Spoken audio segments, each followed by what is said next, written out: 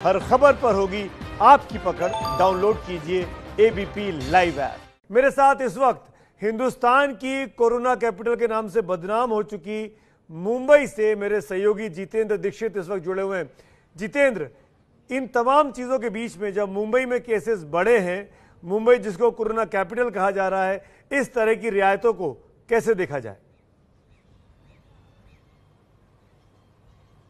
सुमित, अगर मैं मुंबई की बात करूं तो मुंबई में इस अनलॉक 1 से कोई राहत नहीं मिलने वाली है, कोई रियायत नहीं मिलने वाली है।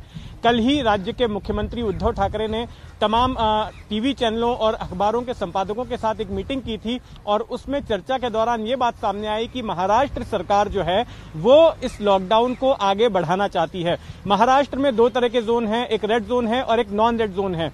तो जो नॉन रेड जोन है वहां पर पहले से सारी छूटें दी जा रही हैं, वहां पर कारखाने शुरू हो गए हैं, दुकानें शुरू हो गई हैं, पब्लिक ट्रांसपोर्ट शुरू हो गए हैं। लेकिन मुंबई, ठाणे, नवी मुंबई, पुणे, पिंपरी चिंचवड़ और औरंगाबाद जैसे कई शहर हैं जो कि रेड जोन में आ रहे हैं और वहां पर लगातार रिस्ट्रिक्शंस जारी हैं और ये और भी कड़े किए जा सकते हैं क्योंकि लगातार मामले जो है यहां से बढ़ते ही जा रहे हैं। दूसरी अहम बात सुमित ये है कि अब से 10-12 दिनों में ही मुंबई में मानसून आ जाने वाला है और आपको पता है कि मुंबई में जो मानसून का पहला दौर आता है तो वो कितनी तबाही मचाता है, कितनी दिक्कत पैदा करता है और उसके साथ ही मलेरिया और डेंगू जैसी बीमारियां भी शुरू हो जाती हैं। तो ऑलरेडी मुंबई का जो हेल्थ केयर सिस्टम है वो दबाव में है, उससे ये दबाव और ज्यादा बढ़ जाएगा और साथ में कोरोना के संक्रमण का मामले भी जो है बहुत ज्यादा बढ़ सकते हैं। ये चिंता भी कल की मीटिंग में जताई गई थी। वहां पर चीफ सेक्रेटरी मौजूद थे, म्युनिसिपल कमिश्नर मौजूद थे और उनको ये लग रहा था कि एक बार मॉनसून के ऑनसेट के साथ में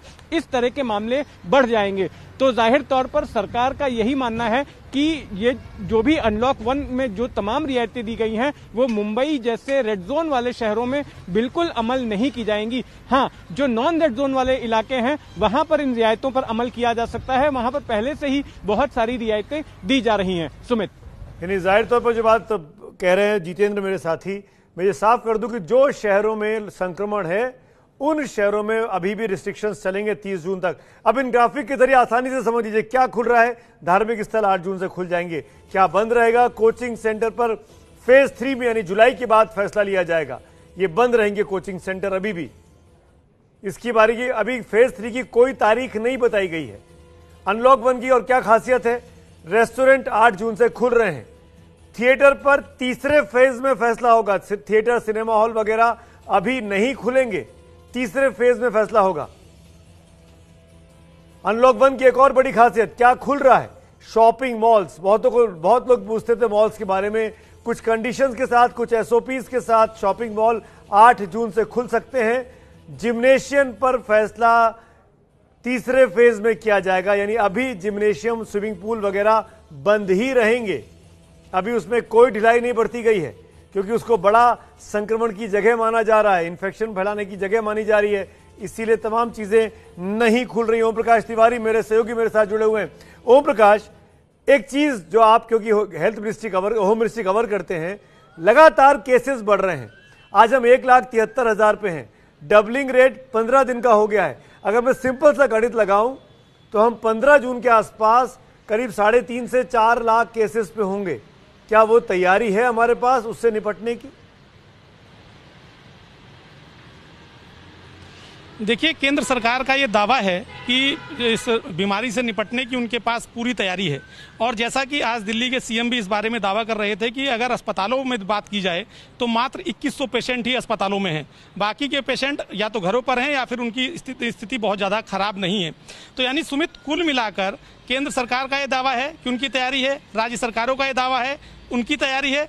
अब ये दावा कितना कारगर होगा ये तो ईश्वर न करे, अगर कोई ऐसा समय आया तो पता चलेगा, लेकिन फिलहाल केंद्र और सरकार दोनों का दावा है। और मैं आपको एक महत्वपूर्ण बात और बता दूं सुमित, इस गाइडलाइन में सलाह दी गई है इस बार 65 साल से ऊपर के बुजुर्गों, 10 साल से नीचे के 10 साल तक के बच्चों और गर्भवती महिलाओं को कि यदि बहुत जरूरी ना हो तो वो घरों से बाहर ना निकलें। पिछले बार की गाइडलाइन में इनके ऊपर स्ट्रिक्ट रोक थी कि ये लोग घरों से बाहर नहीं निकलेंगे, लेकिन इस बार की गाइडलाइन में इन लोगों को एडवाइस किया गया है कि ये लोग जब तक बहुत आवश्यक ना हो, या तो कोई दवाई वगैरह की जरूरत हो या फिर कोई अत्यंत आवश्यक कार्य के लिए जाना हो, अगर ऐसी दोनों स्थिति नहीं है तो ये लोग घरों में ही रहें, घरों से बाहर ना निकलें। और जहां तक केंद्र और राज्यों के दावे की बात है सुमित, तो वो तो अगर कोई ईश्वर न करे स्थिति आई तो पता चलेगा कि इन दावों में कितनी सच्चाई है। सुमित, एक चीज और यहां पे साफ करना जरूरी है, जो दर्शक हमारे साथ अभी भी जुड़े हुए हैं, कि लॉकडाउन 5 को अब अनलॉक 1 कहा जा रहा है। लॉकडाउन 5 नहीं है, अनलॉक 1 है, क्योंकि चीजों को खोलने की ओर इशारा सरकार साफ कर रही है।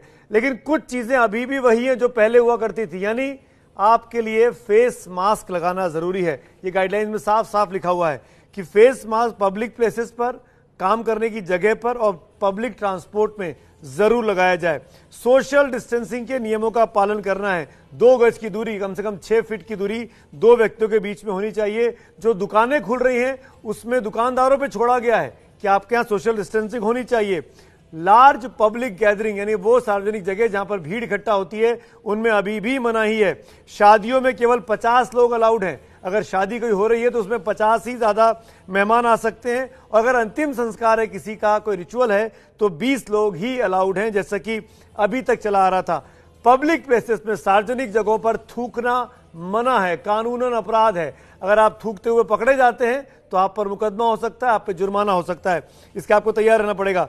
पब्लिक प्लेसेस में लिकर यानी शराब, पान मसाला, गुटखा, तंबाकू खाना भी मना है। इनको ना बेचा जा सकता है ना खाया जा सकता है। ये बड़े फैसले हैं, इस चीजों पर आपको समझना होगा। इन तमाम चीजों का रिस्ट्रिक्शन बहुत जरूरी है। इन तमाम चीजों को फॉलो करना बहुत जरूरी है, वरना कोरोना की लड़ाई अधूरी रह जाएगी। पंकज झा मेरे साथ है। पंकज झा, क्या वर्क फ्रॉम होम की बात जो की गई थी सरकार के द्वारा, वो अभी भी लागू है कामकाज को लेकर?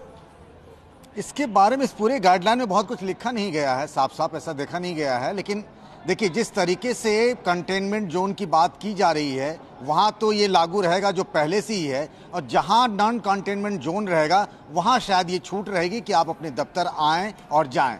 लेकिन सुमित, एक चीज़ बार बार बतानी चाहिए हम सब लोगों को। जैसे मान लीजिए किसी के मन में ये सवाल है कि वो नोएडा से क्या गुड़गांव जा सकता है, ठीक है, तो ये उस जिले के डीएम तय करेंगे। जैसे ओपी तिवारी ने कहा भी कि बहुत कुछ तय करेगा वो डीएम क्या करता है, क्योंकि आप उस नियम में कोई छूट नहीं दे सकते हैं, लेकिन उसको और कड़ा जरूर कर सकते हैं। और कई जगहों पर इस बात की आशंका बनी हुई है। नहीं पंकज, छूट तो दे दी गई है, छूट तो केंद्र की तरफ से दे दी गई है कि आप रिस्ट्रिक्शन नहीं कर सकते हैं, लेकिन कड़ाई जैसे कि आप बता रहे हैं कि डीएम को करना है। तो नोएडा से अगर गुड़गांव जाना है तो आपको 2 शहर पार करने, पहले दिल्ली और फिर गुड़गांव। तो इन दोनों जगहों के स्थानीय प्रशासन तय करेंगे उस मूवमेंट को, या पासेस की रिक्वायरमेंट होगी जैसा अभी चल रहा है आरोग्य सेतु के जरिए? और अभी भी पासेज जो दिए जा रहे हैं बहुत कम लोगों के, एसेंशियल सर्विसेज से जुड़े लोगों को दिए जा रहे हैं, या फिर जिनको मेडिकल की जरूरत है। तो ये तय करेंगे उस इलाके के डीएम या दूसरे जो संबंधित अधिकारी हैं। तो अभी बहुत कुछ जैसा एसओपी आए, फिर उस इलाके के अधिकारी बताएंगे, तभी तस्वीर पूरी साफ होगी। मोटे तौर पर गाइडलाइन सुमित आ गया है। जी, जो बात पंकज आपसे मैंने पूछी थी, मुझे वो दिख गया है गाइडलाइंस में, वर्क फ्रॉम होम वाली। ये बात कही गई है तमाम दफ्तरों को, उनके मालिकों को, कि जहां से ज्यादा कोशिश हो कि वर्क फ्रॉम होम कराया जाए। Work from home should be followed. Staggering business hours हो, यानी लगातार सब लोग एक साथ मौजूद न रहें। दफ्तर को अलग अलग पालियों में बांट दिया जाए, अलग अलग शिफ्ट्स में बांट दिया जाए, ताकि एक साथ तमाम लोग दफ्तर के अंदर मौजूद ना हो। दफ्तर में आने जाने वालों की स्क्रीनिंग जरूर होनी चाहिए, यानी उनकी थर्मल स्क्रीनिंग हो, पता चले किसी को बुखार तो नहीं है। और हाइजीन का भी ध्यान रखना बहुत जरूरी है, यह भी कहा गया इन गाइडलाइंस में। गंदगी नहीं होनी चाहिए, सैनिटेशन का काम लगातार चलते रहना चाहिए, सोशल डिस्टेंसिंग का पालन दफ्तर के अंदर भी होना चाहिए। ओम प्रकाश तिवारी, इन तमाम परिस्थितियों में सबसे बड़ा सवाल अभी भी यही खड़ा होता है कि क्या जो कंटेनमेंट जोन्स हैं, जो 11-12 शहर है जिनमें करीब 70 से 80% संक्रमित लोग जहां से मिल रहे हैं, जहां पर हैं, उन जगहों पर कोई रियायत नहीं है, जैसा कि जितेंद्र बता रहे थे कि मुंबई में कोई रियायत नहीं मिलने वाली। बिल्कुल सुमित, मैं आपको बता दूं कि सबसे पहली बात तो जहां तक अंतर्राज्यीय आवाजाही की बात है जी, मैं, मेरे साथी जैसे पंकज झा ने बताया, मैं उसमें एक बात आपको और स्पष्ट कर दूं कि यदि किसी को दिल्ली से गुड़गांव जाना है, दिल्ली से नोएडा जाना है, तो केंद्र सरकार ने अपनी इस गाइडलाइन में साफ तौर पर कहा है कि अब उन्हें किसी पास की कोई आवश्यकता नहीं है, किसी ई पास की कोई आवश्यकता नहीं है। बहुत साफ तौर पर इसमें कहा गया है कि no separate permission approval e permit will be required for such movement. किसी तरह की कोई आवश्यकता नहीं है। लेकिन फिर सुमित बात वहीं आ जाती है, गाइडलाइन में यह भी कहा गया है कि यदि स्थानीय प्रशासन चाहे तो वो इस तरह के रेस्ट्रिक्शंस जारी कर सकता है, वो इस तरह के रेस्ट्रिक्शंस लगा सकता है कि लोगों का आना जाना वहाँ पर प्रतिबंधित कर दिया जाए।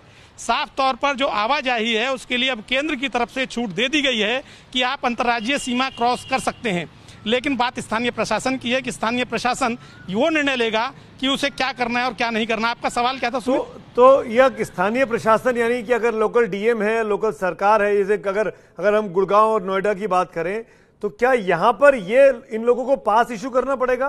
क्योंकि इसमें तो लिखा हुआ है पास की जरूरत नहीं है, पर अगर ये रिस्ट्रिक्शन करेंगे तो पासेस इशू करेगा लोकल डीएम। देखिए अगर अभी तो ये ऑर्डर इशू हो गया है, अब ये ऑर्डर पहुंच गया होगा हर स्टेट गवर्नमेंट के पास। स्टेट गवर्नमेंट को इस आदेश के हिसाब से वो रेस्ट्रिक्शंस खोल देने पड़ेंगे, लेकिन अगर स्टेट गवर्नमेंट ये रेस्ट्रिक्शंस नहीं खोलती है तो जैसा कि इसमें कहा गया उन्हें वाइड पब्लिसिटी करनी पड़ेगी और उनको ये भी बताना पड़ेगा कि वो आखिर इसको क्यों नहीं खोल रहे हैं। जैसा कि हरियाणा बार बार इस बात की बात पीटता है कि भाई उसके यहाँ जो कोरोना के केस बढ़ रहे हैं वो दिल्ली से आने जाने वालों के लोगों की वजह से बढ़ रहे हैं। तो चूंकि ये एक कानून की निगाह में एक वैलिड पॉइंट है कि अगर उसको लगता है कि कोरोना की वजह ये है तो वो चाहे तो रेस्ट्रिक्टेड कर सकता है, उस स्थिति में वो पास जारी कर सकता है। लेकिन केंद्र सरकार की तरफ से अब ऐसा कोई पास जारी करने के लिए मना कर दिया गया है कि किसी ई पास की या किसी पास की कोई जरूरत नहीं है। सुमित जी, रणवीर मेरे साथ जुड़े हुए हैं। रणवीर लखनऊ में है। रणवीर, तमाम गाइडलाइंस आपने पढ़ ली होंगी, क्या रिएक्शन मिल रहा है लखनऊ के लोगों का? जिस तरह की रियायतें मिल रही हैं, 8 जून के बाद चीजें सामान्य होती दिखाई दे रही हैं।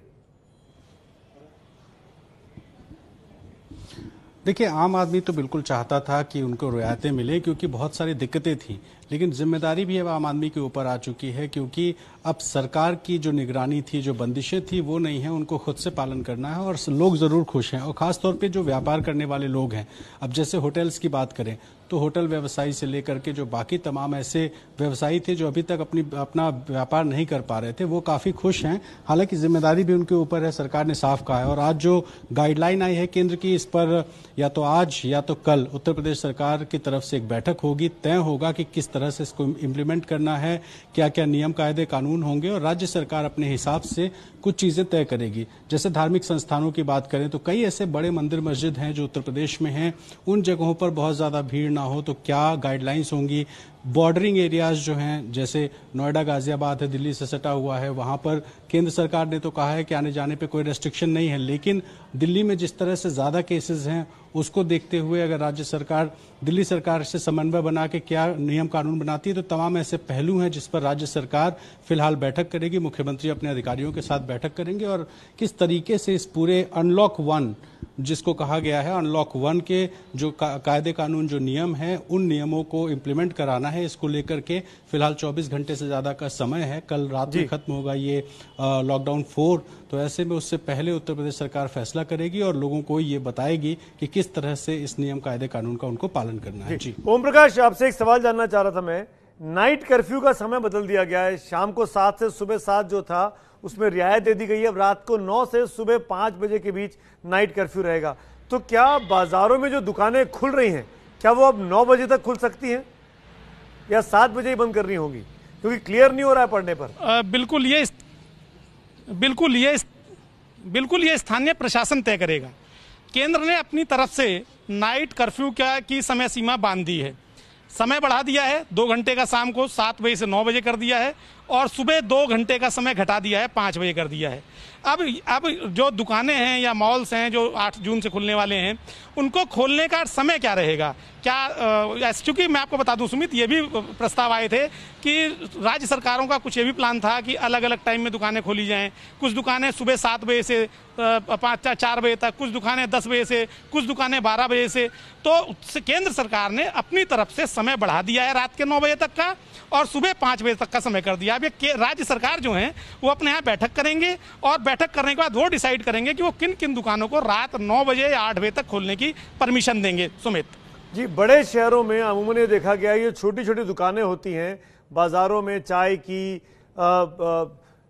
पॉलिश वाला होता है, ये तमाम चीजें क्या अब खुल सकती हैं ओम प्रकाश?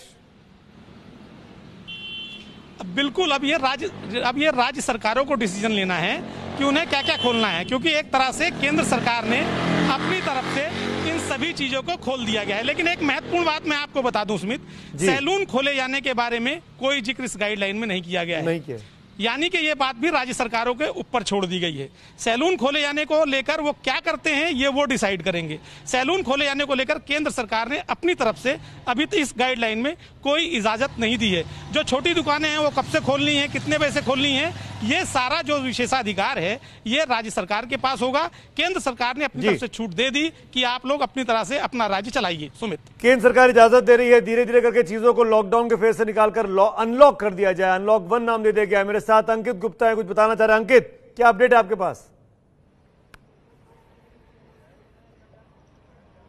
सुमित, बस मैं यही जिक्र कर रहा था कि जो हमने जो फेज 1, फेज 2 और फेज 3 में देखा है, तो जो जितना अभी तक मेरे को समझ में आ रहा है कि फेज 1 तो 8 जून से शुरू हो जाएगा, लेकिन फेज 2 के लिए ये हो गया है स्कूल कॉलेजेस को लेकर के जुलाई में फैसला होगा। लेकिन जो फेज 3 है वो काफी महत्वपूर्ण है, क्योंकि उसमें जो है मेट्रो का जिक्र है, उसमें इंटरनेशनल एयरलाइंस का जिक्र है। तो संभवतः इस पर भी जो है हमको हो सकता है कि कुछ देर में क्लियरिटी मिल जाए कि इस पर भी अगले कुछ दिनों के दौरान बैठकें होंगी, चर्चा होगी। और हो सकता है, क्योंकि ये मानना कि अब अगस्त तक जो मेट्रो नहीं चलेगी, ये शायद अभी थोड़ी जल्दबाजी होगी, तो हो सकता है इस पर कुछ देर में क्लियरिटी मिलेगी कि आखिर ये बैठकें कब होंगी, क्या स्टैंडर्ड ऑपरेटिंग प्रोसीजर होगा और उसके बाद में किस तरह से फैसला लिया जाएगा। संभवतः ओम प्रकाश तिवारी के पास में इससे संबंधित कोई जानकारी आई होगी।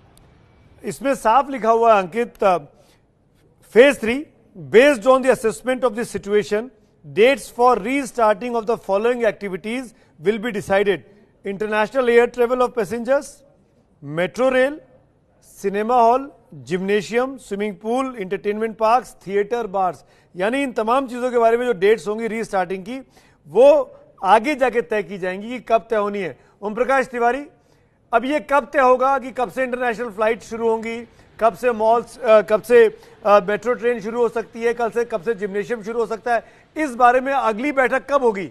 जून 30 के आसपास या इस बीच में भी हो सकती है? देखिए, मेट्रो रेल को लेकर जैसा कि मैंने बताया था सुमित, गाइडलाइन आने के पहले भी, कि केंद्र सरकार के ऊपर खासा दबाव था। राज्य लगातार कह रहे थे कि भाई हमें मेट्रो चलाने दीजिए, लेकिन केंद्र सरकार की तरफ से एक ही बात लगातार पूछी जा रही थी कि आप हमें अपना प्लान बताइए जिससे मेट्रो में किसी तरह का कोई सोशल डिस्टेंसिंग का जो उल्लंघन ना हो, ये भीड़ और ना बढ़े, लोगों में बीमारी ना फैले।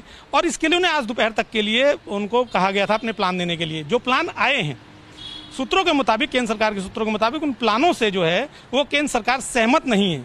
यही कारण है कि 8 जून से मेट्रो को चलाने की कोई परमिशन नहीं दी गई है। लेकिन केंद्र सरकार का साफ तौर पर कहना है कि इस बारे में समय समय पर समीक्षा की जाएगी, साप्ताहिक समीक्षा जारी रहेगी। सुमित, मैं आपको एक महत्वपूर्ण बात बता दूं, केंद्र सरकार की साप्ताहिक समीक्षा जारी रहेगी और हर सप्ताह के बाद ये अनलॉक में कुछ और सुविधाएं मिलने की संभावना भी है। और जैसे कि जो लॉकडाउन 3 की बातें हैं, जरूरी नहीं है कि लॉकडाउन 3 में ही जाएं।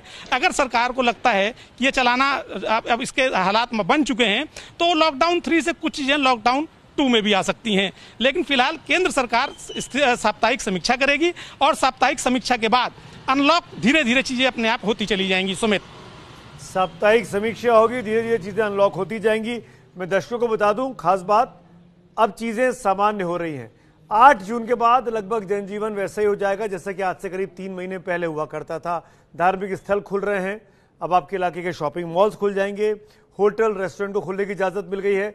नाइट कर्फ्यू अब रात को 9 बजे से लागू होगा बजाय शाम से 7 बजे से लागू होने के। और सबसे खास बात यह है कि जो इंटर डिस्ट्रिक्ट जो मूवमेंट है, जो आवाजाही है यातायात की, उसकी तरफ से केंद्र सरकार की तरफ से कोई पाबंदी नहीं है, कोई पास की जरूरत नहीं होगी। केंद्र ने तमाम पाबंदियां हटा दी हैं, लेकिन ये उन स्थानीय प्रशासन पर, स्थानीय सरकार पर छोड़ दिया है कि आप तय करिए कि आपको पास जारी करना है या नहीं करना है।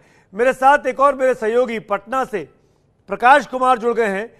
प्रकाश, पटना में किस तरह का रिएक्शन है, क्योंकि अब तो वहां पे चुनाव भी हैं, वो सरगर्मियां भी शुरू हो रही हैं, रियायतें भी दी जा रही हैं, कैसे देख रहे हैं आप इसको?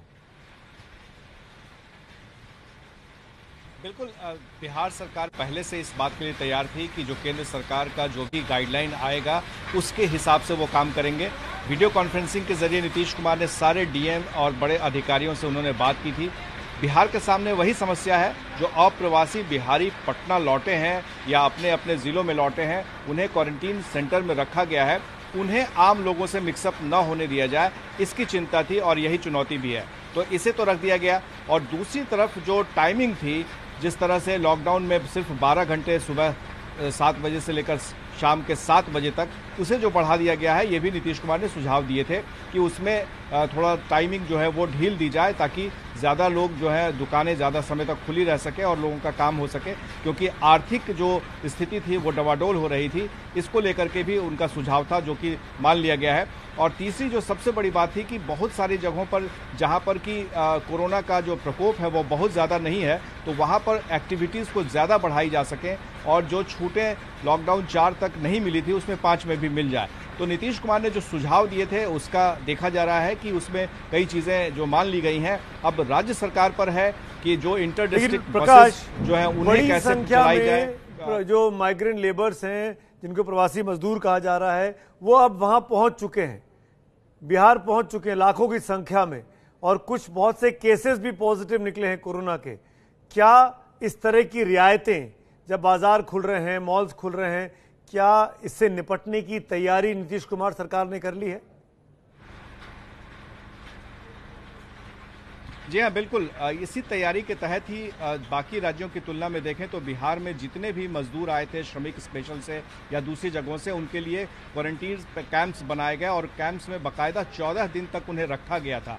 तो अब जो 30 तारीख तक आए हैं श्रमिक स्पेशल से, उनको लेकर के जो कहा जा रहा था, नीतीश कुमार की यही चिंता थी कि 14 दिन तक उन्हें भी क्वारंटीन में रखना पड़ेगा। तो जाहिर है कि कम से कम 15 जून तक तो ये बढ़ा ही दी जाए, ये जो लॉकडाउन 5 है उसमें। तो हालांकि वो 1 महीने का हो गया है, लेकिन जब दूसरी तरफ वो जो चुनौती है उनके सामने अब भी वही है कि जो कम्युनिटी स्प्रेडिंग जो कहा जा रहा था कि कहीं ऐसा ना हो कि एक के बाद एक लोग इससे संक्रमित हो जाए, उनसे बचाने की थी। तो अब नीतीश कुमार के सामने यह है कि इन प्रवासियों को भी बचाया जाए और दूसरी तरफ आर्थिक गतिविधियां उन्हें भी तेज की जाए, क्योंकि बिहार का खजाना खाली हो चुका है। आज ही सुशील मोदी ने कहा है कि उनके पास जो पैसे इतने नहीं है कि जो केंद्र प्रायोजित जितनी भी योजनाएं हैं उसको वो चला सके। तो अब वो मांग कर रहे हैं कि 1 साल के लिए केंद्र सरकार ही चलाए। जी, अब ये भी देखना होगा कि आने वाले वक्त में जब बिहार में चुनाव होने 3-4 महीने के बाद विधानसभा के, क्योंकि इसमें साफ तौर पर लिखा है इन गाइडलाइंस में कि अभी भी पब्लिक गैदरिंग नहीं हो सकती है, पॉलिटिकल गैदरिंग्स भी साफ तौर पर मनाई है, यानी चुनावी रैलियों को लेकर भी तैयारी या भीड़ भाड़ आप इकट्ठा नहीं कर सकते हैं, क्योंकि कोरोना अभी भी हवा में है, कोरोना अभी भी फैल रहा है, कोरोना अभी भी खतरनाक बना हुआ है। इन परिस्थिति में क्या बिहार का सियासी भविष्य क्या होगा, विधानसभा का भविष्य क्या होगा, उसके बारे में अपडेट में लूंगा प्रकाश कुमार से। लेकिन ओम प्रकाश तिवारी मेरे साथ बने हुए हैं, नीरज पांडे मेरे साथ हैं, जितेंद्र दीक्षित मेरे साथ हैं और अंकित गुप्ता हैं। एक बार मुंबई चलते हैं जितेंद्र दीक्षित के पास। जीतू, ये जानना बहुत जरूरी है, आज की तारीख में जब धारावी काफी हद तक खाली हो गई है, तो अगर ये रियायतों में चीजें सामान्य स्तर पर लौटती भी है, तो मुंबई में तो जनजीवन सामान्य नहीं होगा, क्योंकि धारावी के बगैर या धारावी के लोगों के बगैर तो मुंबई चल ही नहीं सकती है।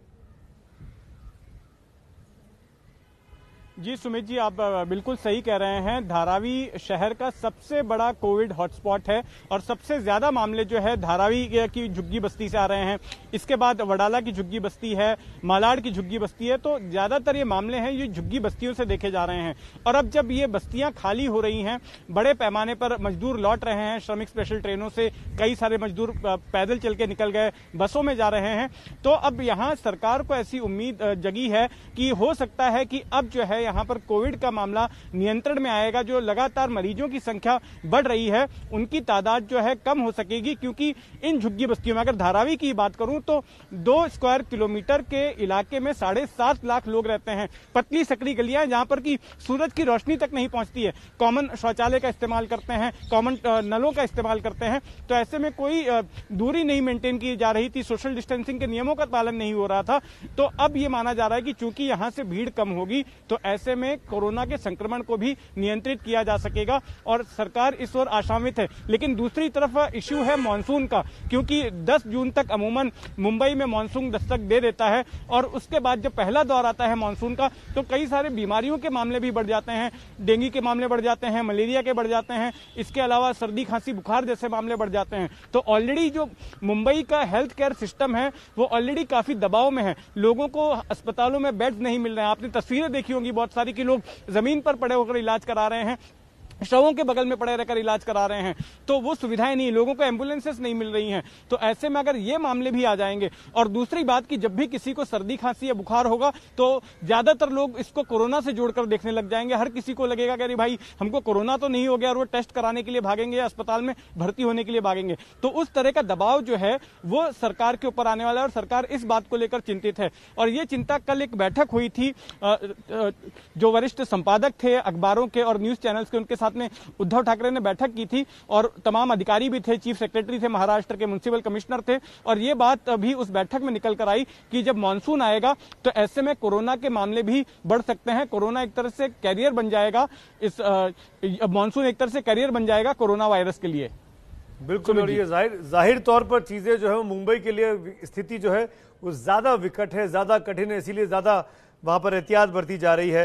मेरे साथ अंकित गुप्ता हैं, नीरज पांडे हैं। नीरज, खास तौर पर अब ये माना जाए कि सरकार ने अपनी तरफ से पूरी तरीके से कमर कस ली है, इसीलिए रियायतें दी जा रही है। पर मेरा सवाल अभी भी ये, जब आप मॉल खोल रहे हैं, जब आपने फ्लाइट खोल दी और फ्लाइट फुल कैपेसिटी में फ्लाइट जा रही हैं, तो मेट्रो खोलने में किस बात की दिक्कत है? मेट्रो को भी तो रिस्ट्रिक्टेड वे में चलाया जा सकता है, मेट्रो खोलने से परहेज क्यों? देखिए, माना जा रहा है, सरकार का मानना है जब मेट्रो खोल देंगे तो मेट्रो से लोगों की आवाजाही बढ़ जाएगी, क्योंकि अचानक खुलेगा, लोग जल्दी से घर निकलेंगे और कोशिश करेंगे कि हम जल्दी एक जगह से दूसरी जगह पहुंचे, इसलिए मेट्रो में भीड़ ज्यादा बढ़ेगी। और आपने देखा हो, मेट्रो का सफर इतना कंजेस्टेड रहता है कि लोग एक दूसरे पर चढ़ते रहते हैं, ना सिर्फ टिकट लेने के लिए, चढ़ने के लिए, उतरने के लिए, और अंदर भी खड़े हो जाते हैं एक दूसरे। तो माना जा रहा है कि उस समय कोरोना स्प्रेड करने, ज्यादा स्प्रेड करने की संभावना बढ़ जाएगी, इसीलिए माना जा रहा है कि अभी फेज 3 में मेट्रो खुलेगी। लेकिन एक बात यहाँ महत्वपूर्ण बताना जरूरी है, चूंकि आपने बात की सरकार की, तो बहुत सारी चीजें कल मन की बात जब प्रधानमंत्री करेंगे तो बहुत सारी चीजें क्लियर हो जाएगी। मेरी जो जानकारी है उसके अनुसार प्रधानमंत्री नरेंद्र मोदी कल जब मन की बात करेंगे तो अनलॉक 1 यानी कि जो लॉकडाउन 5 है, जिसे हम अनलॉक 1 कह रहे हैं, अनलॉक 1 के बारे में बहुत सारी चीजें प्रधानमंत्री मन की बात में करने वाले हैं, और लोगों से अपील भी करने वाले हैं कि आपको छूट तो दी गई है, लेकिन इस छूट का बेजा इस्तेमाल मत करिए, ज्यादा से ज्यादा कोशिश हो कि आप अपने घरों में रहिए और अनलॉक 1 को अवसर में बदलिए, ताकि आपको सुविधाएं मिले, लेकिन उसका बेजा इस्तेमाल न करें, जरूरत हो तभी घर से रहिए। ये सारी बहुत सारी बातें प्रधानमंत्री नरेंद्र मोदी कल अपने मन की बात में बिल्कुल। और कल सुबह की जो नीरज पांडे जो इशारा कर रहे हैं, कल सुबह की जो मन की बात है 11 बजे की, वो इसीलिए खास हो जाती है। एक महत्वपूर्ण आंकड़ा है, आज 67 दिन पूरे हो गए लॉकडाउन के। इसमें अगर 8 जून तक का टाइम जोड़ा जाए, नहीं 8 दिन और जोड़ लिए जाएं, तो 8 जून को जब चीजें सामान्य होती दिख रही हैं तो 75 दिन पूरे हो जाएंगे। यानी देश 75 दिन लॉकडाउन में रहने के बाद अनलॉक होना शुरू होगा। और ये एक महत्वपूर्ण आंकड़ा इसलिए भी है कि वुहान में, चीन में जब कोरोना फैलना शुरू हुआ था तो वो भी करीब 72-73 दिन तक बंद रहा था। तो उससे आगे जाने के बाद अनलॉक की जा रही हैं चीजें। तो ये एक महत्वपूर्ण बात है कि अब चीजों को सामान्य करने के लिए 75 दिन का लॉकडाउन होगा, और उसके बाद चीजें धीरे धीरे करके पटरी पर लाने की कवायद में सरकार लग गई है। जगविंदर पटियाल मेरे साथ है। जगविंदर पटियाल, पंजाब में क्या रिएक्शन है इस पूरी लॉकडाउन 5 कह लीजिए या अनलॉक 1 कह लीजिए? देखिए, हम जब सुमित ये लॉकडाउन की शर्तें आने से पहले चर्चा कर रहे थे तो धार्मिक स्थल, शॉपिंग मॉल और उन बड़े बड़े मल्टीप्लेक्सेस की हम बात कर रहे थे कि इनको खोलने का बड़ा दबाव है। अगर आप पहला फेज देखेंगे 8 तारीख से जो खुलने वाला है, तो होटल, रेस्टोरेंट, धार्मिक स्थल, उन्हीं सब बातों का जिक्र किया गया है। यही चीजें चाहता भी था, पंजाब भी चाहता था, हिमाचल भी चाहता था, हरियाणा भी चाहता था, चंडीगढ़ भी चाहता था। चंडीगढ़ तो तुरंत उन चीजों को इम्प्लीमेंट करवा देगा क्योंकि ये गृह मंत्रालय के अधीन आता है। लेकिन हिमाचल में अगर आप देखें तो उनके डीसीज ने जो आदेश जारी किए थे कर्फ्यू बढ़ाने के, वो 30 जून तक किए थे। लेकिन अभी शिक्षा मंत्री को मैं सुन रहा था, शिक्षा मंत्री ने ये कहा है, अपनी ताजा बात रखी है, उन्होंने कहा है कि हमने जो स्कूल बंद किए हैं वो 15 जून तक किए हैं। मुझे लगता है कि हिमाचल इसको 15 जून को और आगे बढ़ाएगा। अगर हम केंद्र सरकार की गाइडलाइंस देखें तो उसमें जुलाई में यानी सेकंड फेज में स्कूल खोले जाने हैं। तो शायद हिमाचल प्रदेश ने फिलहाल 15 जून तक ये छुट्टियां बढ़ाई हैं जो 31 मई को खत्म हो रही थी। और अब उनको 15 जून के बाद, जब ये 15 जून आएगा तो शायद 13-14 जून को जाकर उन्हें और एक्सटेंड कर दिया जाएगा, क्योंकि खुद केंद्र सरकार भी अभी इस बात के लिए तैयार नहीं है कि स्कूल कॉलेजेस को जो है बच्चों के जुड़ा हुआ मामला है, कोरोना उनमें ना फैले, उसे जुलाई में खोलना चाहता है। तो ये एक हिमाचल की तरफ से फिलहाल थोड़ा सा विरोधाभासी एक बयान आया है, शायद इसमें बाद में दुरुस्ती कर ली जाए। उनके डीसीज के भी ये जो है जो लॉकडाउन बढ़ाया गया है, उन्होंने बढ़ाया था 30 जून तक, तो उसके हिसाब से भी मेरे ख्याल स्कूल जो है 15 जून को नहीं खुल सकते, इसे बाद में एक्सटेंड किया जाएगा। और बाकी तमाम जो गाइडलाइंस आई हैं पहले फेज के लिए, चंडीगढ़ और बाकी उत्तर भारत के तीनों राज्य तैयार हैं। खास बात यह है कि रेस्टोरेंट खुल जाएंगे। चंडीगढ़ में और पंजाब में लोग खाने पीने के बड़े शौकीन हैं, उन्हें ये राहत की खबर जरूर लगी होगी, लेकिन सबसे बड़ी बात है कि ध्यान रखना है खाने पीने के शौक में कहीं कोरोना को अपने घर नहीं लाना, इस बात का ध्यान सभी को रखना पड़ेगा। एबीपी न्यूज भी इसकी अपील करता है। बिल्कुल, और ये भी ध्यान रखना पड़ेगा कि नाइट कर्फ्यू 9 बजे का है, तो 9 बजे के पहले घर पहुंच जाए, उसके ज्यादा लेट ना हो, वरना दिक्कतों का सामना करना पड़ सकता है। नाइट कर्फ्यू अभी भी रात को 9 से सुबह 5 बजे के बीच लागू रहेगा। देश भर में ये बड़ा अनाउंसमेंट है इस अनलॉक 1 का। अंकित गुप्ता, सबसे बड़ा सवाल यही कि दिल्ली में अभी मेट्रो नहीं शुरू हो रही है, दिल्ली में लगातार केसेस बढ़ रहे हैं, दिल्ली की सरकार क्या तैयारी कर रही है, कैसे इस अनलॉक 1 को वो लागू करेगी, क्योंकि दिल्ली भी देश में दूसरे नंबर पर है, करीब 10% संक्रमित केसेस पूरे देश के महज दिल्ली भर में है।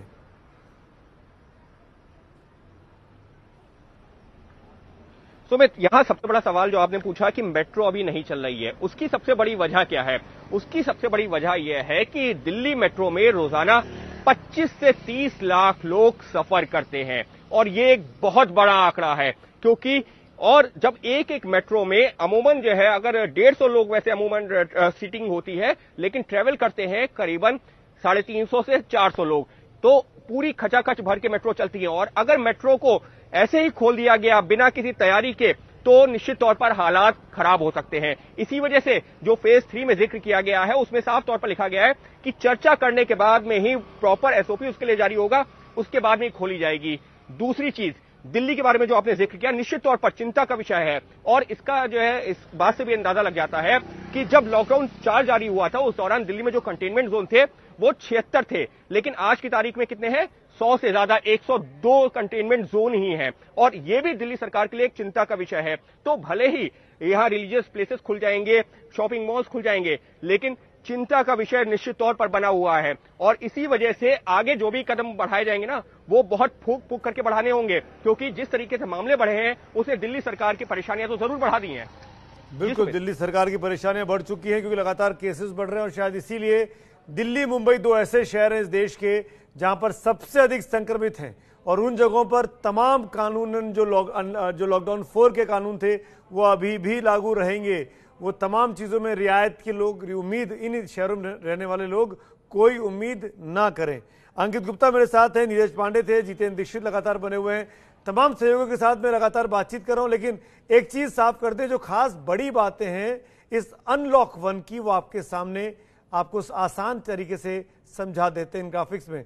सार्वजनिक जगहों पर चेहरा ढकना अभी भी जरूरी है, आपको मास्क लगाना होगा, ऑफिस में भी मास्क लगाना जरूरी है, यात्रा करते समय भी आपको मास्क लगाना अनिवार्य है, दुकानों से सामान खरीदते वक्त सोशल डिस्टेंसिंग का पालन करना होगा, किसी जगह पर भारी भीड़ लगाने की अनुमति नहीं दी गई है, शादी समारोह में 50 लोग ही अलाउड हैं, अंतिम संस्कार में अभी भी 20 लोगों के जाने की ही इजाजत है, सार्वजनिक जगह पर थूकने पर जुर्माना लगेगा। बड़ी खबर है ये, सार्वजनिक जगहों पर गुटखा पान नहीं खा सकते हैं, सार्वजनिक जगहों पर शराब पीने की भी इजाजत नहीं दी गई है। ये तमाम रिस्ट्रिक्शंस जो पहले थे लॉकडाउन 4 में, 3 में, 2 में, वो अभी भी लागू रहेंगे। आप इस पर अनलॉक 1 नहीं मान लीजिएगा। क्या खुला? 8 जून से रेस्टोरेंट खुल रहे हैं, थिएटर वगैरह, सिनेमा हॉल पर फैसला फेज 3 में किया जाएगा, जिसकी तारीख अभी तय नहीं है। अनलॉक 1 की चीजें हम आपको दिखा रहे हैं, क्या क्या चीजें खुल रही हैं और क्या क्या चीजें अब भी बंद हैं। इन ग्राफिक्स को ध्यान से देखिए, आपको बड़े आसानी से समझ में आ जाएगा। शॉपिंग मॉल 8 जून से खुल सकते हैं, लेकिन उसके लिए कुछ शर्तें लगाई जाएंगी, इसके नियमों का पालन आपको और हमको करना होगा, कुछ शर्तें होंगी। धार्मिक स्थल भी 8 जून से खुल रहे हैं, स्कूल कॉलेज वगैरह पर अभी फेज 3 में फैसला किया जाएगा कि कब से खुलने हैं, जिसकी तारीख अभी तय नहीं है। अनलॉक 1 को 3 फेज में बांटा गया, फेज 1, फेज 2 और फेज 3। तो फेज 1 की चीजें आपको दिखा रहे हैं जो खुलने वाली हैं, और फेज 3 की चीजें जिन पर अभी भी कोई फैसला नहीं किया गया है। इस बीच पंजाब से खबर आ रही है कि 30 जून तक वहां पर बढ़ा दिया गया है लॉकडाउन को। जगविंदर पटियाल मेरे साथ है। जगविंदर, 30 जून तक बढ़ा दिया गया है? जी हाँ, बिल्कुल। अभी अभी कैप्टन अमरिंदर सिंह ने ये ऐलान कर दिया है कि लॉकडाउन को 30 जून तक बढ़ा दिया गया है। सुमित, अगर आप 23 मार्च से लेकर अब तक 5वें लॉकडाउन को बढ़ाने तक अगर नजर मारे तो पंजाब में अमरिंदर सिंह ने कई चीजों में बहुत तेजी दिखाई है। चाहे वो कर्फ्यू लगाना हो, चाहे लॉकडाउन बढ़ाना हो, चाहे 2nd, 3rd, 4th फेज को बढ़ाने की बात की जाए, तो उन्होंने इसमें सबसे पहल दिखाते हुए इस तरह के काम किए हैं। और आज भी ये तय कर लिया गया है कि अगले 30 दिन और लॉकडाउन के अंदर रहना है। हालांकि उन्होंने जो चीजें खोलनी है उसमें क्या रियायतें देनी है, क्या नहीं देनी है, इसको लेकर ये कहा गया है कि वो सेंटर की जो गाइडलाइंस आई हैं उनको स्टडी करने के बाद और उनके एक्सपर्ट और ऑफिसर ये बताएंगे कि किस तरह से कौन सी चीज कैसे खोलनी है। लेकिन लॉकडाउन 30 जून तक आगे बढ़ाया जाता है। दूसरा ये कहा गया है कि जो भी सरकारी राशन बांटा जाता है उसके साथ मास्क भी मुहैया करवाया जाएगा और सब लोगों को मास्क लगाना है, वरना उसके लिए फाइन किया जाएगा। अगर पिछले 10 दिन की बात करें तो 36,000 लोगों को मास्क ना पहनने के लिए उन्होंने कहा फाइन किया गया है। तो इन तमाम चीजों को लेकर गाइडलाइंस नए सिरे से आएंगी, मगर पंजाब में लॉकडाउन की अवधि 30 जून तक बढ़ा दी गई है। ये बड़ी खबर है। पंजाब में लॉकडाउन 30 जून तक ऑलरेडी बढ़ा दिया कैप्टन अमरिंदर सिंह ने। इस बीच एक और महत्वपूर्ण खबर जो कि कर्नाटक से आई थी कि वहां पर धार्मिक स्थल खोलने की इजाजत येदियुरप्पा सरकार ने 1 जून से दे दी थी, पर केंद्र की गाइडलाइन कह रही है कि 8 जून के बाद खुल सकते हैं। पिंकी राजपुरोहित मेरे साथ है तमाम जानकारी के साथ। पिंकी, अब क्या कर रही है कर्नाटक की सरकार? क्या उसको ये बात माननी होगी 1 जून की बजाय अब 8 जून को खुलेंगे मंदिर मस्जिद? सुमित, पहले येदियुरप्पा सरकार ने जो है इजाजत दे दी थी कि 1 जून से सारे मंदिर जो है वो खोले जाएंगे और इसके लिए बाकायदा सारी तैयारियां भी मंदिरों में कर दी गई थी। लेकिन क्योंकि नए गाइडलाइंस एमएचए की ओर से अब आ गई है 8 जून से, ऐसे में इन गाइडलाइंस का जो है पालन खुद येदियुरप्पा सरकार भी करेगी। जहां पर जो भी मंदिरों को ओपन करने वाले थे, पहले सिर्फ मंदिरों की बात कही गई थी, लेकिन अब क्योंकि सारे रिलीजियस प्लेसेस को मेंशन किया गया इस एमएचए की गाइडलाइंस में, ऐसे में अब सारे जो मंदिर और बाकी जो रिलीजियस प्लेसेस है वो 8 जून से ओपन होंगे। जी, 8 जून से ओपन होंगे। कर्नाटक सरकार को फैसला बदलना होगा। ऐसे ही सरकार कोलकाता से भी आया था।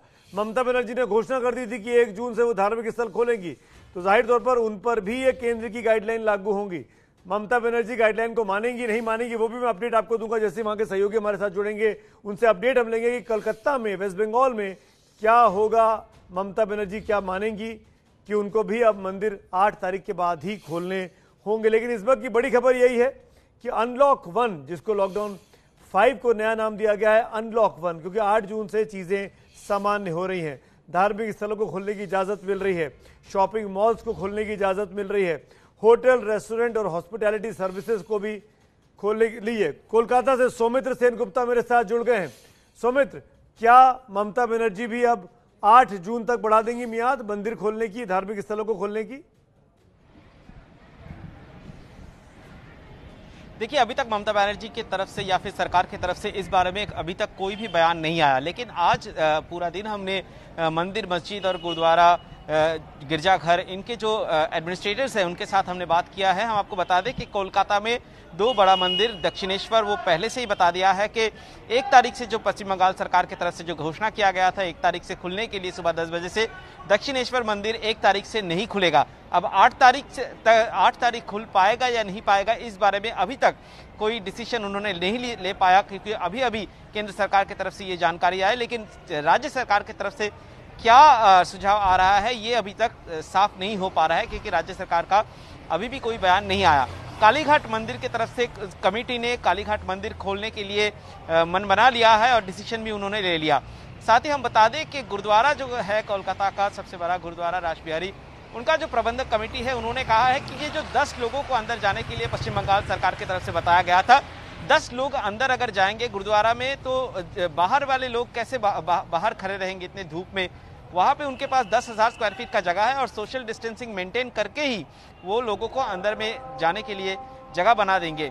यहाँ पे ईसाई के 2 समुदाय है, दोनों ही राज्य सरकार के जो कहना था कि 1 तारीख से चर्च भी खुलेगी, गिरजाघर खुलेंगे, इसके ऊपर उनका कहना है कि अगर 10 लोग अंदर जाएंगे तो कैसे ये होगा, किन किन को हम बाहर में बताएंगे कि आप प्रार्थना के लिए अभी अंदर मत जाइए। तो इस पर एक दो राय हमें देखने को मिल रहा है। साथ ही जो मस्जिद है कोलकाता में, नाखोदा मस्जिद और टीपू सुल्तान मस्जिद, इनके साथ हमने जब संपर्क करने की कोशिश किया, इनके तरफ से इस बारे में कोई भी बात करने से परहेज करते रहे। तो ये था, यहाँ पे अभी ऐसी स्थिति बनी हुई है, जब तक पश्चिम बंगाल सरकार की तरफ से कोई बयान इस पर नहीं आ रहा है तो ये साफ नहीं हो पा रहा है कि सोमवार से जो बताया गया था राज्य सरकार की तरफ से मंदिर, मस्जिद, गिरजाघर, गुरुद्वारा खुलेंगे, ये खुल पाएगा या नहीं, या फिर 8 तारीख से खुलेगा, इस पर अभी स्थिति साफ नहीं हो पाया है। जी, यानी कुल मिलाकर एक चीज यहाँ पे साफ करने की बहुत जरूरत है। जैसे कि सौमित्र ने बताया, राष्ट्रीय परिप्रेक्ष्य में इस बात को आसानी से समझ लीजिए कि जो अनलॉक 1 है या लॉकडाउन 5 जिसका आप इंतजार कर रहे थे, दरअसल उसको अब अनलॉक 1 कहा जा रहा है। जो भी कुछ बदलाव हो रहा है इस अनलॉक प्रोसेस के दौरान वो 8 जून से होगा। गाइडलाइंस लागू हो जाएंगी 1 जून से, पर वो जो बदलाव है, चाहे वो नाइट कर्फ्यू की बात हो कि रात को 9 से सुबह 5 बजे के बीच होगा, वो भी 8 जून से लागू होगा। चाहे वो धार्मिक स्थलों को खुलने की बात हो, वो भी 8 जून से हो सकते हैं। शॉपिंग मॉल्स, वो भी 8 जून से हो सकते हैं। होटल्स, रेस्टोरेंट्स, वो भी 8 जून से हो सकते हैं। लेकिन ये मत सोचेगा कि 1 जून को सब खोल दीजिएगा और 1 जून से सब चीजें सामान्य हो जाएंगी। ये सबकी मियाद 8 जून रखी गई है, यानी लॉकडाउन के 75 दिन पूरे हो जाएंगे। अगर आप 25 मार्च से जोड़ेंगे तो 8 जून तक 75 दिन पूरे हो जाते हैं। अनलॉक 1 में कर्फ्यू का जो वक्त बदला है, जैसे कि मैंने आपको बताया, रात को 9 से सुबह 5 बजे हो गया है। अभी ये शाम को 7 से सुबह 7 था, अब दोनों जगह पे 2-2 घंटे की छूट और मिल गई है। अब आप रात को 9 बजे तक अपनी दुकानें खोल सकते हैं, ये स्थानीय प्रशासन तय करेगा। 9 बजे के पहले सब चीजें बंद हो जानी चाहिए, क्योंकि 9 बजे से कर्फ्यू शुरू हो जाएगा और ये पूरे देश के लिए है। ये पूरे देश के लिए कंपलसरी गाइडलाइन है। रात को 9 से सुबह 5 बजे के बीच कर्फ्यू रहेगा। आप इस वक्त लगातार वो तमाम चीजें स्क्रीन पर देख रहे हैं जो अनलॉक 1 में खास बातें की गई हैं। शर्तों के साथ जो हम शर्तें उसको भी क्लैरिफाई कर दें कि एक स्टैंडर्ड ऑपरेटिंग प्रोसीजर बनाया जाएगा होम मिनिस्ट्री की तरफ से, और जिसको हेल्थ मिनिस्ट्री रिलीज करेगी कि कैसे, किन कंडीशंस के साथ मॉल्स खुल सकते हैं, किन कंडीशंस के साथ मंदिर, मस्जिद, गुरुद्वारे खुल सकते हैं और किन कंडीशंस के साथ होटल्स खुल सकते हैं। ये एक एसओपी बनाया जाएगा, क्योंकि कोरोना से एकदम से सब कुछ खोल भी नहीं देना है। कोरोना को बांध कर रखना है, कोरोना को से लड़ते रहना है। जितेंद्र दीक्षित मेरे साथ हैं। जितेंद्र, आपने बताया कि कल आप लोग मिलने गए, उद्धव ठाकरे के साथ बातचीत हुई, कुछ पत्रकारों की, कुछ संपादकों की। क्या ये लग रहा है मुंबई में कि अभी भी पीक आना बाकी है और मुख्यमंत्री इसको लेकर परेशान है, या चीजें पीक पर आ चुकी है और अब डिक्लाइन का इंतजार करना चाहिए?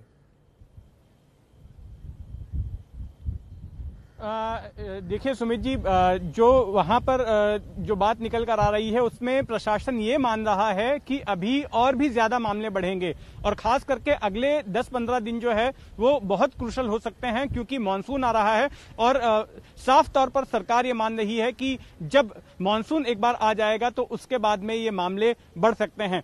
अब जो ये केंद्र की गाइडलाइंस आई हैं अनलॉक 1 को लेकर, उसके बाद में अब महाराष्ट्र सरकार भी बैठक करेगी अधिकारियों के साथ में और तमाम मंत्री बैठक करेंगे और उसके बाद खुद अपनी अलग गाइडलाइन जारी करेंगे। हो सकता है कि कल तक ये गाइडलाइंस आ जाएं और महाराष्ट्र सरकार की ओर से भी आधिकारिक तौर पर बताया जाए कि केंद्र की इन गाइडलाइंस में से किन गाइडलाइन पर महाराष्ट्र सरकार जो है वो अमल करेगी और किन पर नहीं करेगी और किन ठिकानों के लिए उसने अपनी अलग से गाइडलाइनें बनाई हैं। जहां तक मुंबई जैसे शहरों का सवाल है, एमएमआरडीए रीजन की अगर मैं बात करूं, मुंबई, ठाणे, नवी मुंबई, ये एमएमआरडीए रीजन में आता है, ये आते हैं ये शहर, तो इन जगहों पर कोई रियायत फिलहाल होती नहीं दिख रही है। अगर पास में पुणे में चले जाएं, पुणे का पड़ोसी शहर पिंपरी चिंचवड़ है, तो वहां पर भी ऐसी ही स्थिति है, वहां पर भी मामले बढ़ रहे हैं। तो इन शहरों में किसी तरह की रियायत नहीं मिलेगी और हो सकता है कि इन शहरों में जो कंटेनमेंट जोन्स है, जिन जिन इलाकों में ज्यादा मामले आ रहे हैं, वहां पर और ज्यादा सख्ती बरती जाए। लेकिन अगर ज्यादा मामले आने की बात करें तो सबसे ज्यादा मामले झुग्गी बस्तियों से आ रहे हैं। धारावी सबसे बड़ा हॉटस्पॉट है, इसके बाद वर्ली से मामले आए हैं, वडाला से मामले आए हैं, उपनगरों में मलाड से मामले आ रहे हैं, शिवाजी नगर गोवंडी से मामले आ रहे हैं। तो ये झुग्गी बस्तियां हॉटस्पॉट बनी हुई हैं, वहां से सबसे ज्यादा मामले निकल रहे हैं। और सरकार को ये उम्मीद है कि अब झुग्गी बस्तियों में भीड़ कम हो रही है, कई सारे यहाँ पर रहने वाले जो मजदूर हैं वो अपने अपने गृह राज्य लौट रहे हैं। तो ऐसी स्थिति में यहाँ पर जो भीड़ भड़क्का था, जिसकी वजह से लोग डिस्टेंस नहीं मेंटेन कर पा रहे थे और संक्रमण फैल रहा था, वो चीजें शायद कंट्रोल में आएंगी और मुंबई में जो लगातार आंकड़ा बढ़ रहा है दिन प्रतिदिन, वो कम होगा। सुमित जी। बिल्कुल, और उसको शायद सबसे बड़ा चैलेंज मुंबई के लिए ही है, क्योंकि मुंबई में सबसे अधिक केसेस हैं, मुंबई में सबसे अधिक डेंस पॉपुलेशन है, घनत्व आबादी का सबसे अधिक वहां पर है। और उस स्थिति में जो कि देश की आर्थिक राजधानी है, उसको संभाल कर रखना, उसको पटरी पर लाना भी देश की अर्थव्यवस्था के लिए बहुत ज्यादा जरूरी है। ओम प्रकाश तिवारी मेरे साथ बने हुए हैं। ओम प्रकाश तिवारी, मैं इन गाइडलाइंस को पढ़ रहा हूं बार बार, और ये इस चीज को साफ करना जरूरी है। बहुत से ऐसे शहर हैं जो ट्विन सिटीज हैं, जैसे अहमदाबाद गांधीनगर हो गया, जैसे मुंबई ठाणे हो गया, जैसे दिल्ली नोएडा का गुड़गांव हो गया। ऐसे देश भर में शहर हैं जहां पर लोग बाग रहते कहीं और हैं, काम कहीं और करते हैं। तो उस वक्त में आपने, केंद्र ने तो कह दिया कि आपको अब ई पास की जरूरत नहीं है, सारे रिस्ट्रिक्शंस इस गाइडलाइन में हटा लिए गए इंटर डिस्ट्रिक्ट मूवमेंट के लिए, यातायात की आवाजाही के लिए। तो जो पब्लिक ट्रांसपोर्ट है, एक राज्य का दूसरे राज्य में जा सकता है। उदाहरण के लिए, क्या दिल्ली की बसें, दिल्ली के ऑटो आ सकते हैं नोएडा में, या नोएडा की बसें, सार्वजनिक बसें, ऑटो क्या उस तरफ जा सकते हैं? क्या टैक्सियों का मूवमेंट हो सकता है? ये कौन तय करेगा? सुमित जी, मैं आपको बता दूं कि अनलॉक 1 में साफ तौर पर कहा गया है कि अंतर्राज्यीय परिचालन हो सकता है, यानी कि केंद्र सरकार की तरफ से अंतर्राज्यीय परिचालन को छूट दे दी गई है, बॉर्डर खोलने को छूट दे दी गई है। लेकिन बात वहीं आती है सुमित जी, चूंकि जो पैरा 2 है उसमें साफ तौर पर कहा गया है कि राज्य सरकार यदि चाहे तो महामारी के मद्देनजर वो अपना निर्णय ले सकती है। तो लिहाजा जहां तक आने जाने की बात है, केंद्र सरकार की तरफ से अब कोई भी उस पर बंदिशें नहीं हैं। दिल्ली से नोएडा जा सकते हैं, दिल्ली से गुड़गांव जा सकते हैं, दिल्ली से फरीदाबाद जा सकते हैं और पुणे से ठाणे जा सकते हैं। लेकिन अगर वहां के स्थानीय प्रशासन को ऐसा लगता है कि नहीं, ज्यादा भीड़ भाड़ होने से या उनको लगता है कि आवागमन से परेशानी होगी, तो अपनी तरफ से रेस्ट्रिक्शंस जारी कर सकते हैं। तो अभी तो फिलहाल राज्य सरकारों को एक मीटिंग करेंगी राज्य सरकारें, और राज्य सरकारों की तरफ से नई गाइडलाइन मुझे लगता है कल तक जारी हो जाएंगी उनके राज्यों के लिए कि वो क्या खोल रहे हैं और क्या बंद कर रहे हैं। लेकिन जहां तक केंद्र की बात है, उसने अपनी तरफ से सभी बंदिशें हटा दी हैं। बसें, टैक्सी, आदमी सब जा सकते हैं।